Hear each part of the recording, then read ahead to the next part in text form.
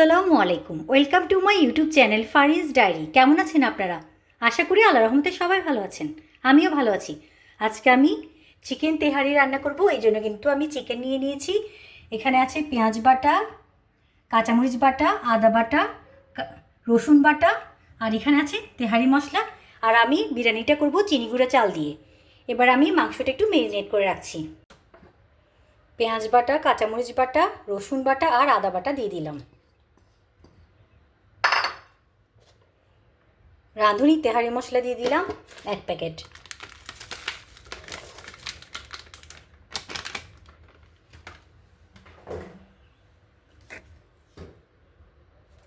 সরষের তেলও দিয়ে দিলাম।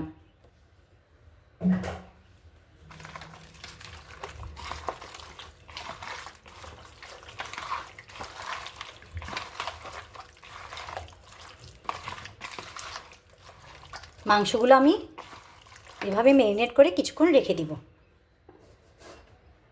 মাংসগুলোকে এবার আমি রান্না করার জন্য বসিয়ে দিচ্ছি।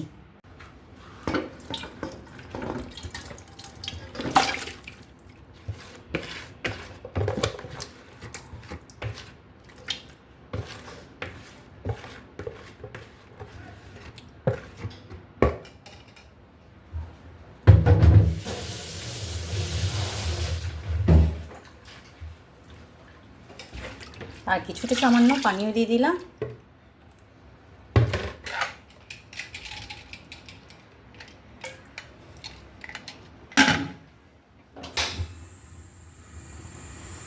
এখনও প্রেশার কুকারে আমি ঢাকনা আটকাইনি।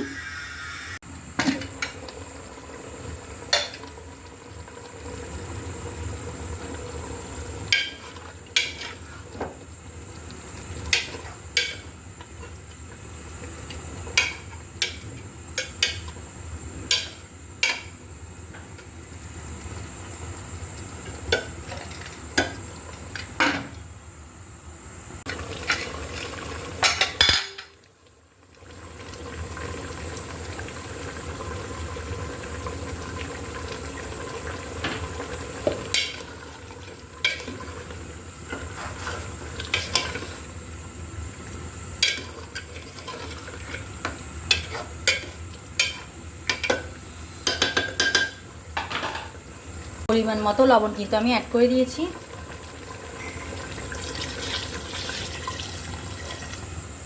আরও কিছুটা ঝোল দিয়ে দিচ্ছি, মাংসটা যেন রান্না করে নিতে পারি।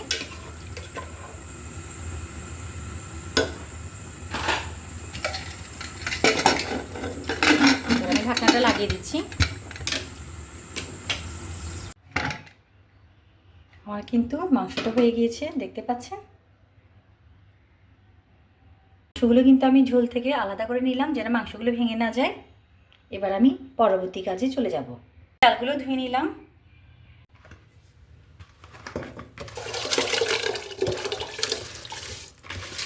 মাংসের ঝোলের মধ্যে কিন্তু আমি চালটা দিয়ে দিলাম।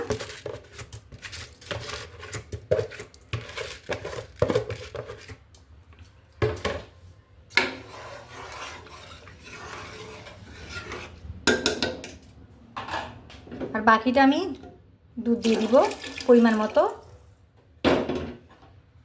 ঝোল, দুধ এবং পানি মিক্স করে তো বসিয়ে দিব। আমি কিন্তু প্রথমে ভাবছিলাম প্রেসার কুকারে করব, এখন আমি পাত্রটা চেঞ্জ করে নিলাম। আমি একটা পাতিল বসিয়ে দিয়েছি, এখানে কিন্তু সব কিছু আমরা দিয়ে দিয়েছি।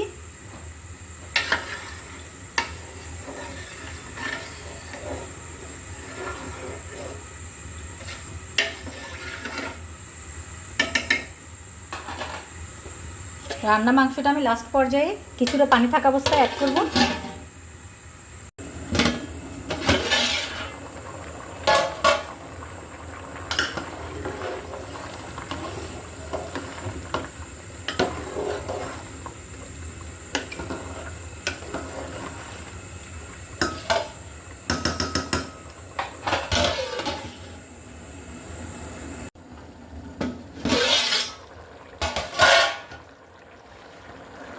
এই পর্যায়ে আমি মাংসগুলো দিয়ে দিচ্ছি।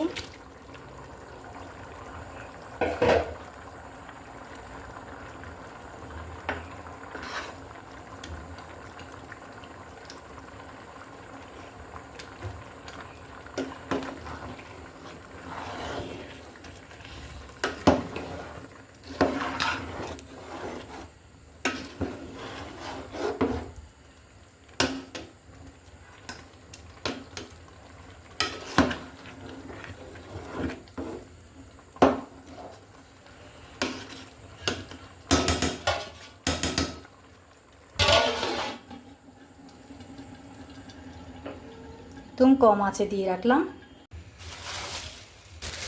পরিষ্কার একটা আমি নতুন পলিথিন আমি এখানে দিয়ে দিয়েছি ঢাকনার সাথে, যেন ভাপটা বের হয়ে না যায়। চুলার আঁচ কিন্তু একদম লো, এই কম আঁচেই কিন্তু আমার তেহারিটা হয়ে যাবে।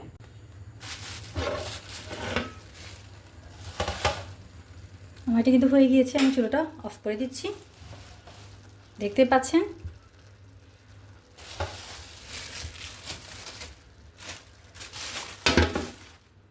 কিন্তু চিকেন তেহারি সুন্দর করে সাজিয়ে দিয়েছি। দেখতে পাচ্ছেন কতটা সুন্দর আর লোভনীয় লাগছে।